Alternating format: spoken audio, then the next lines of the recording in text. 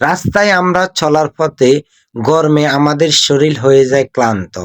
সেই ক্লান্তি দূর করার জন্য আমরা ফুটপাতে ঠান্ডা শরবত খেয়ে শরীরকে করি শান্ত।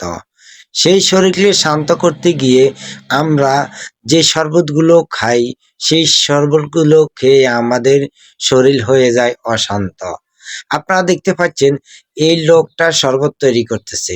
এই শরবত তৈরি করার সময় কিছু কেমিক্যাল মিক্স করতেছে, যা আমাদের দেহে রোগ সৃষ্টি করে, কিডনি নষ্ট করে, লিভার নষ্ট করে, এমনকি ক্যান্সার সৃষ্টি করে। আপনারা দেখতে পাচ্ছেন শরবতগুলো মিষ্টি হওয়ার জন্য কিছু কেমিক্যাল মিক্স করা হচ্ছে। এরপরে কিছু বিষাক্ত রং মিক্স করবে। বিষাক্ত রং মিক্স করে এই শরবতগুলোকে কালার করবে। তারপর আমাদেরকে খাওয়ানো হবে। আপনারা মনে করবেন যে এটা ট্যাঙ্ক মিক্স করছে, আসলে ট্যাঙ্ক না, এখানে সবগুলোই কেমিক্যাল। তাই ফুটপাতের শরবত নিজে না খেয়ে নিজের শরীরকে বাঁচান এবং শেয়ার করে অন্যকে দেখিয়ে অন্যের শরীরকে বাঁচার সুযোগ করে দিন।